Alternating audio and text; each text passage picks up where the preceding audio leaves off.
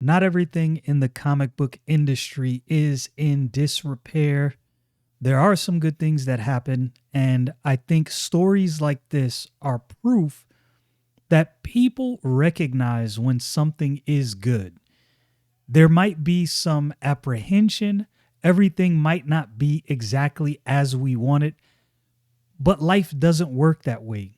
You don't get every single thing that you want. That's just not how it works. If you grew up and you had a silver spoon, maybe that's the idea that you had. I did not grow up that way.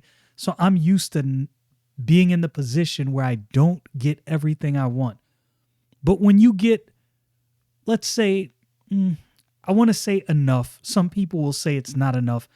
But I think Batman number one legitimately it gave me enough of what I wanted from Batman in story and in art that I was very pleased.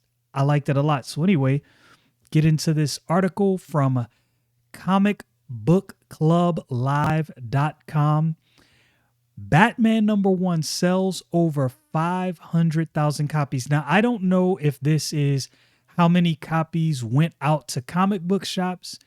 And I don't know if they compared how many went out to comic book shops versus how many were actually sold and placed in customers' hands. If I had to judge just using my comic book shop, I can tell you it appeared that the excitement was there. And these things did not stay on the shelves for long at all. So this article was written by Alex Zalben. Looks like 500,000 is the new 400,000. The high bar for comic book sales when it comes to main publishers has been 400,000 copies sold to comic book stores, which we've seen for DC Comics' Absolute Batman number one and Skybound Image Comics' Invincible Universe Battle Beast number one. But now that barrier has been broken thanks to Batman number one.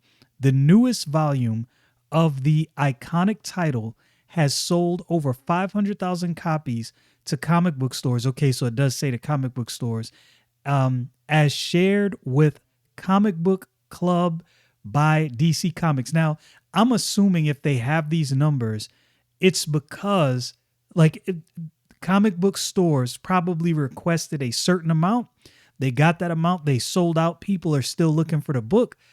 The comic book stores make money by selling books. So more than likely, they requested more books to satisfy customer demand.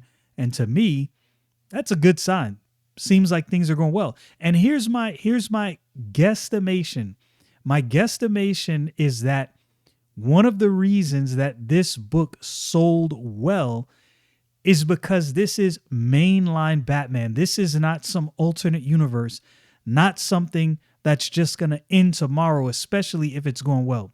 Written by Matt Fraction with art by Jorge Jiménez, the sold out first issue is headed back for second printing. That's good. So that means it literally sold out and they need to print more because people want more.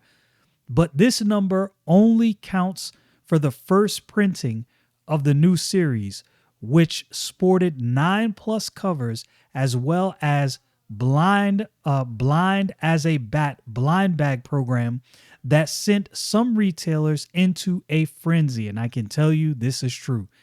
So the success of the launch was all but guaranteed. Still, 500,000 is a pretty impressive number of copies sold to comic book shops, though the usual caveat here, this is copies sold to shops, not copies sold at the shops, meaning to real human people who walked out of the store with them. I will, however, add a second caveat. The fact that they're going into second printing tells me, or it at least appears, that Batman sold out of that first printing and the comic book shops need more. That's what it seems like to me. I could be mistaken. That all said, it's more than likely that the number will be met or surpassed, and possibly even several times by the end of the year. Marvel's Deadpool Batman #1 hit stores this week and is the first crossover between Marvel and DC in over 2 decades. And then in November, DC will release their own Batman Deadpool #1. Later this year, DC has DC KO #1, supposed to be a pretty big deal, the kickoff of their next massive event, while Marvel will be releasing the highly anticipated Ultimate Endgame #1 on December 31st. Both will include the now hot as the sun blind bag promotion.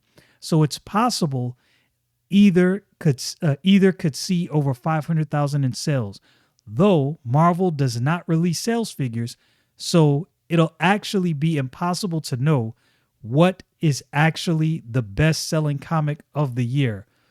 All right then, Marvel, keep your secrets. And I think it's kind of obvious the reason Marvel is probably not releasing these numbers is because DC's been eating their lunch, and they don't want that PR of DC straight up eating their lunch and taking them to task. I think they should still share their numbers anyway. And I think they have the potential. I've said this before, I'll say it again.